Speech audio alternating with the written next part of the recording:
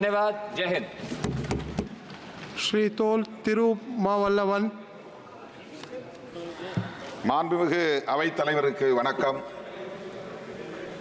இந்த நிதிநிலை அறிக்கை தேசத்தின் ஒருங்கிணைந்த வளர்ச்சியை கருத்தில் கொண்டு தயாரிக்கப்பட்டதாக இல்லை. உழைக்கும் மக்களின் நலன்களில், குறிப்பாக விளிம்பு நிலை மக்களின் நலன்களில் அக்கறை கொண்டதாகவும் இல்லை. கூட்டணியில் இருக்கிற ஓரிரு கட்சிகளை திருப்திப்படுத்தி தமது ஆட்சியை 5 ஆண்டு காலத்திற்கு தக்க வைத்துக் கொள்ள வேண்டும் என்கிற துடிப்பும் பதைப்பும் தான் இந்த அறிக்கையிலே மேலோங்கி இருக்கிறது. இது ஒரு ஓரவஞ்சனை பட்ஜெட். இந்தியா கூட்டணியில் இடம்பெற்றுள்ள கட்சிகளின் மாநில அரசுகளை புறக்கணிக்கக்கூடிய வகையில் இந்த பட்ஜெட் தயாரிக்கப்பட்டுள்ளது.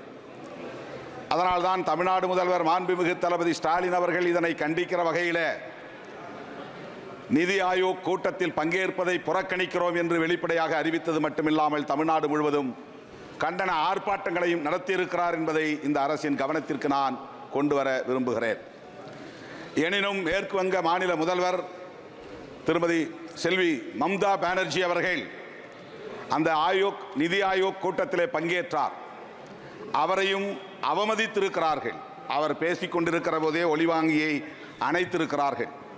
இந்த அவமதிப்பை நான் வன்மையாக கண்டிக்கிறேன். இந்த நிலை கூடாது என்பதையும் சுட்டிக்காட்ட கடமைப்பட்டிருக்கிறேன். பிற கட்சிகள் ஆளக்கூடிய மாநிலங்கள், இந்தியா கூட்டணியை சார்ந்த பிற கட்சிகள் ஆளக்கூடிய மாநிலங்கள் வஞ்சிக்கப்பட்டிருக்கின்றன என்பதையும் இந்த நேரத்தில் நான் அரசின் கவனத்திற்கு கொண்டு வர விரும்புகிறேன். தேசிய கல்விக் கொள்கையை ஏற்காத மாநிலங்கள் தமிழ்நாடு உள்ளிட்ட பல மாநிலங்கள் உள்ளன. அடிப்படை கொள்கைகளிலே முரண்கள் உள்ளதால் அந்த கொள்கையை ஏற்பதிலே, அதை நடைமுறைப்படுத்துவதிலே சிக்கல்கள் உள்ளன.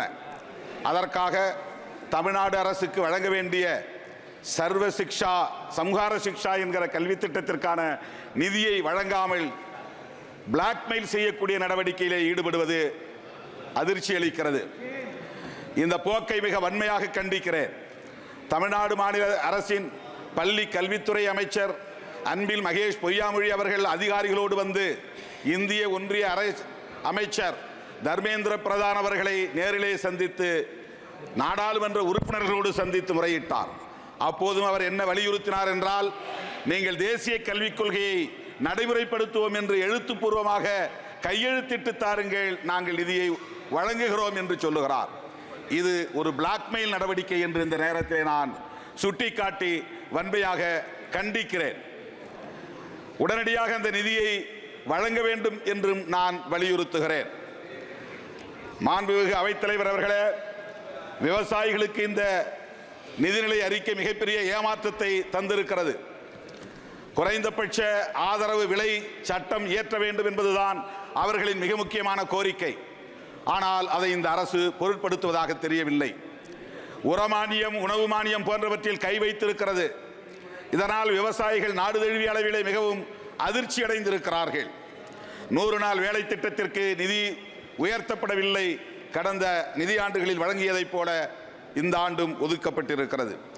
கல்வித்துறைக்கு போதுமான நிதி ஒதுக்கீடு செய்யப்படவில்லை. கடந்த ஆண்டு 47,234 கோடி ஒதுக்கீடு செய்யப்பட்டு அதில் 38,416 கோடி தான் செலவு செய்திருக்கிறார்கள். ஏறத்தாழ 7,000 கோடியை செலவழிக்கவில்லை என்பது வேதனைக்குரியது. இந்த ஆண்டு அதே போல 46,315 கோடி ஒதுக்கீடு செய்யப்பட்டிருப்பதாக அறிவிக்கப்பட்டிருக்கிறதே தவிர, ஆனால் அதை முழுமையாக செலவு செய்வார்களா என்று தெரியவில்லை. மாண்புமிகு அவைத்தலைவர் அவர்களே, உயர்கல்விக்கு இந்த ஆண்டு 10,000 கோடி குறைத்திருக்கிறார்கள். 10,000 கோடியை குறைத்திருப்பதை நான் சுட்டிக்காட்டி மிக வன்மையாக கண்டிப்பதோடு அந்த தொகையை மீண்டும் வழங்க வேண்டும், ஒதுக்கீடு செய்ய வேண்டும் என்று வலியுறுத்துகிறேன். IIT நிறுவனத்திற்கு இந்த ஆண்டு 60 கோடி ரூபாயை குறைத்திருக்கிறது இந்த நிதிநிலை அறிக்கையின் மூலம். மாண்புமிகு அவைத்தலைவர் அவர்களே, கடந்த டிசம்பரின் போது எதிர்க்கட்சி உறுப்பினர்கள் அனைவரையும் வெளியேற்றிவிட்டு ஏராளமான சட்டங்களை நிறைவேற்றினீர்கள். அதிலே 3 குற்றவியல் சட்டங்களும் அடங்குமாகும். அரசியலமைப்பு சட்டம் உறுப்பு எண் ஆர்டிகிள் 348 348 தெளிவாக சொல்லுகிறது, இயற்றப்படுகிற அனைத்து சட்டங்களும் ஆங்கிலத்தில் தான் இருக்க வேண்டும், அந்த பெயர்கள் ஆங்கிலத்தில் தான் இருக்க வேண்டும் என்று சொல்லப்பட்டிருக்கிறது. ஆனால் ஐபிசி என்கிற சட்டத்தின் பெயரை பாரதிய நியாய சன்ஹிதா என்று பெயர் மாற்றம் செய்திருப்பது ஏன்?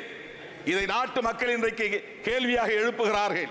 கிரிமினல் ப்ரொசீஜர் கோட் என்கிற சட்டத்தின் பெயரை பாரதிய நாகரிக் சுரக்ஷா சன்ஹிதா என்று பெயர் மாற்றம் செய்திருக்கிறீர்கள் ஏன்? இந்தியன் எவிடன்ஸ் ஆக்ட் என்கிற சட்டத்தின் பெயரை பாரதிய நியாய சாட்சிய அதிநியம் என்று பெயர் மாற்றம் செய்திருக்கிறீர்கள். இந்த சமஸ்கிருதமயமாதல் நடவடிக்கை ஏன் என்று நாட்டு மக்கள் கேள்வி எழுப்புகிறார்கள். அதற்கு மாண்புமிகு அமைச்சர்கள் பதில் சொல்ல வேண்டும் என்று இந்த நேரத்தில் நான் பதிவு செய்ய கடமைப்பட்டிருக்கிறேன். இது அரசமைப்பு சட்டத்திற்கு எதிரான நடவடிக்கை, ஆர்டிகிள் 348க்கு எதிரான நடவடிக்கை. இந்த போக்கை கைவிட வேண்டும். இந்த சட்டங்கள் அனைத்தையும் இயற்றப்பட்ட இந்த திருத்தப்பட்ட இந்த சட்டங்களை திரும்ப பெற வேண்டும் என்று வலியுறுத்துகிறேன். கடந்த 26ஆம் தேதியும் இன்றைக்கு 29ஆம் தேதியும் தமிழ்நாட்டை சார்ந்த பல்லாயிரக்கணக்கான வழக்கறிஞர்கள் வந்து போராட்டம் நடத்தியிருக்கிறார்கள். இந்த சட்டத்தை திரும்ப பெற வேண்டும் என்று வலியுறுத்தி இருக்கிறார்கள். நானும் இந்த அவையிலே வலியுறுத்த கடமைப்பட்டிருக்கிறேன். இந்த 3 குற்றவியல் சட்டங்களையும் திரும்ப பெற வேண்டும், பழைய சட்டங்களையே நடைமுறைக்கு கொண்டு வர வேண்டும் என்று நான் வலியுறுத்துகிறேன். மாண்புமிகு அவைத்தலைவர் அவர்களே, சோசியல் ஜஸ்டிஸ் அண்ட் எம்பவர்மெண்ட் என்ற ஒரு தனி அமைச்சகம் இருக்கிறது. அதில் ஏறத்தாழ 80% மக்களுக்கான பிரச்சனைகளை கவனிக்கிற துறை இது. அந்த துறையை பிரிக்க வேண்டும். தமிழ்நாட்டிலே ஆதிதிராவிட பழங்குடியினருக்கு தனி அமைச்சகம் உண்டு, சிறுபான்மை மக்களுக்கு என்று தனி அமைச்சகம் உண்டு. அதே போல இந்திய ஒன்றிய அரசும் Adi Dravida schedule caste and schedule tribes தனித்தனியாக இன்றைக்கு கமிஷன் வைத்திருக்கிறார்கள். Schedule caste commission, schedule tribes commission. எனவே அமைச்சகத்தையும் மினிஸ்ட்ரியும் தனியே ஷெட்யூல் காஸ்ட் அமைச்சகத்தை உருவாக்க வேண்டும், ஷெட்யூல் டிரைப்ஸ் என்கிற அந்த பிரிவினருக்கு தனி அமைச்சகத்தை உருவாக்க வேண்டும், மாற்றுத்திறனாளிகளுக்கு தனி அமைச்சகத்தை உருவாக்க வேண்டும், சிறுபான்மை சமூகத்தினருக்கும் தனி அமைச்சகத்தை உருவாக்க வேண்டும் என்று இந்த நேரத்தில் நான் வேண்டுகோள் விடுக்கிறேன். நாடு முழுக்க எஸ்சி எஸ்டி மக்களுக்கு எதிரான வன்கொடுமைகள் அதிகரித்துக் கொண்டிருக்கின்றன.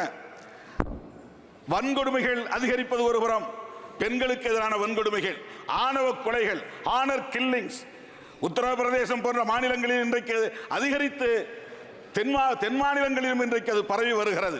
ஆகவே ஆணவ கொலைகளை தடுப்பதற்கென்று தனி சட்டம் ஒன்றை இயற்ற வேண்டும் என்று இந்த நேரத்தில் நான் வேண்டுகோள் விடுக்கிறேன். போஸ்ட் மெட்ரிக் ஸ்காலர்ஷிப் இது மிக முக்கியமான ஒரு கோரிக்கை. 2018ஆம் ஆண்டு ஒரு திட்டத்தை கொண்டு வந்து 2018 இதை நிறுத்த வேண்டும் என்று திட்டமிட்டார்கள். விடுதலை சிறுத்தைகள் உடனடியாக இதை தலையிட்டோம். அமைச்சரவர்களை நேரிலே சந்தித்தோம். இது மிகப்பெரிய துரோகம், படிக்கிற மாணவர்களுக்கு எதிரான நடவடிக்கை. போஸ்ட் மெட்ரிக் ஸ்காலர்ஷிப் கால வரம்பின்றி வழங்க வேண்டும் என்று வலியுறுத்தினோம். அதன் பிறகு 2025 வரையில் 35,000 கோடி ஒதுக்குவதாக சொன்னார்கள். ஆனால் ஆண்டுக்கு 7,000 என்கிற முறையிலே ஒதுக்க வேண்டும், அதையும் ஒதுக்கவில்லை. இப்போதும் அதை எந்த வரையறையை கொண்டு நிதி ஒதுக்கீடு செய்திருக்கிறார்கள் என்று தெரியவில்லை. இதற்கு கால வரம்பு கூடாது. காலம் முழுவதும் தலைமுறையாக மாணவர்கள் படிக்கிற நிலையிலே அவர்களுக்கு போஸ்ட் மெட்ரிக் ஸ்காலர்ஷிப்பில் எந்த காலவரம்பும் கூடாது, அவர்களுக்கு அதை வழங்க வேண்டும் என்று நான் வலியுறுத்த கடமைப்பட்டிருக்கிறேன்.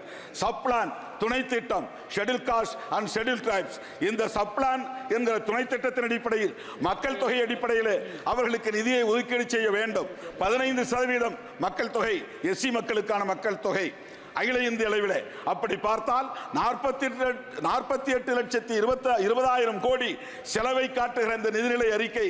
அதன்படி பார்த்தால் 2 லட்சம் கோடிக்கு மட்டுமே இப்போது ஒதுக்கீடு செய்திருக்கிறார்கள். ஆனால் அந்த ப்ரொபோர்ஷனேட் சதவீத அடிப்படையில் 7 லட்சத்திற்கு மேலாக ஒதுக்கீடு செய்ய வேண்டும். அவ்வாறு ஒதுக்கீடு செய்யவில்லை. ஆகவே இதை மறுபரிசீலனை செய்ய வேண்டும். ப்ரொபோர்ஷனேட் அடிப்படையில் அவர்களுக்கு எஸ்சி மக்களுக்கு மட்டுமல்ல எஸ்டி மைனாரிட்டிஸ் போன்றவர்களுக்கும் நிதி ஒதுக்கீடு செய்ய வேண்டும் என்பதை இந்த நேரத்தில் நான் வலியுறுத்த கடமைப்பட்டிருக்கிறேன். நம்முடைய எதிர்க்கட்சி தலைவர் ராகுல் காந்தி அவர்கள் குறிப்பிட்டதை போல விளிம்புநிலை மக்களை, அதாவது schedule cost, schedule tribes, OBC, minorities, differently abled ஆகிய இந்த மக்களை எல்லாம் புறக்கணிக்கக்கூடிய ஒரு அரசாக இந்த அரசு விளங்குகிறது. இந்த நிலை நீடித்தால் இந்த ஆட்சி 5 ஆண்டு காலத்திற்கு நீடிக்காது என்பதையும் இந்த நேரத்திலே நான் சொல்ல கடமைப்பட்டு இருக்கிறேன், எச்சரிக்க கடமைப்பட்டு இருக்கிறேன். கூட்டணி கட்சிகளை திருப்திப்படுத்தினால் மட்டும் போதாது, உழைக்கும் மக்களின் நலன்களில் அக்கறை